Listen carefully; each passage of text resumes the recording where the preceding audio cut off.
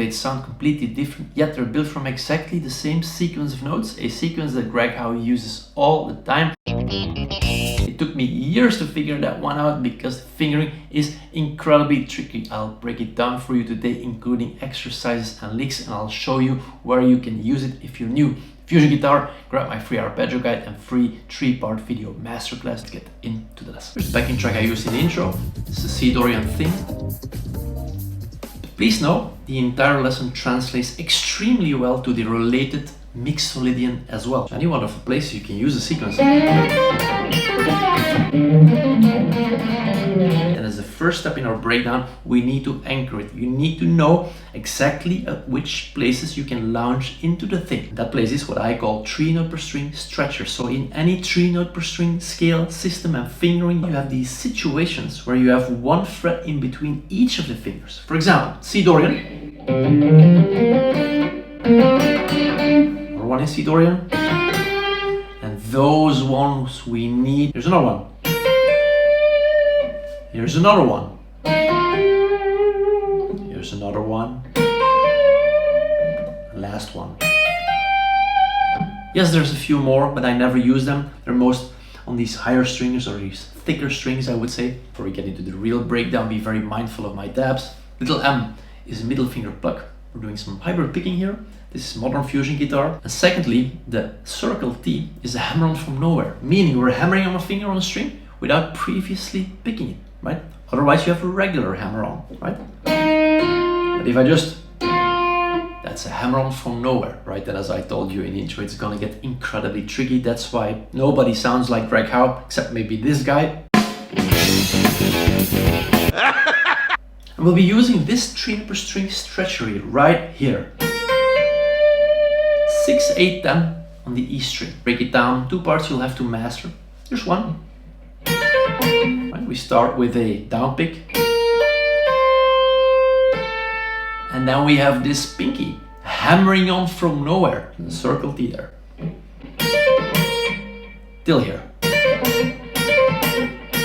And the second challenge is right after that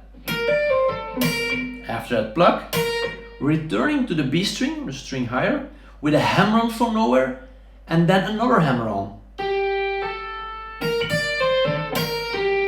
Did not pick the B string, and then finishing off with a downstroke on the E string and a slide. So very slowly.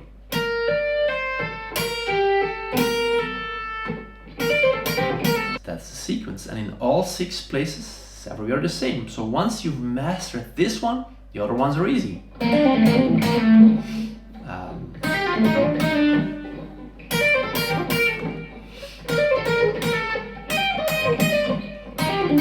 Of course, as always, members from my Patreon community can download that backing track and that lovely diagram showing you where the 3-note per string stretchers are. What I typically do to get in and out of that sequence, some kind of arpeggio. So, I don't know, from here, I'll always look for what arpeggio can I use to get into it, the minor one itself.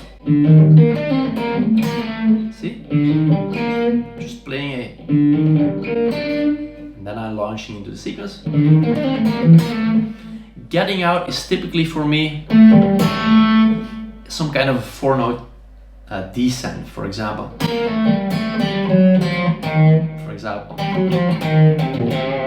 Right, maybe some bluesy thing, or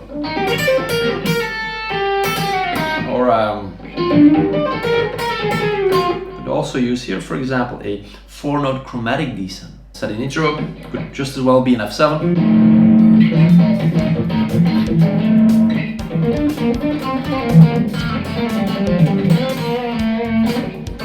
2 hours later. If you've been following the channel a little bit longer, you'll often find that with me it's ultimately about vocabulary. So check out my fusion identity method. There's 100 short fusion building blocks that your brain will start automatically combining, but you'll need to first know them. Alright, my friend, if you are a Greg Howe fan and you get a kick out of discovering his darkest secrets, then go and watch this video where I put 9 more incredible secrets into one lick.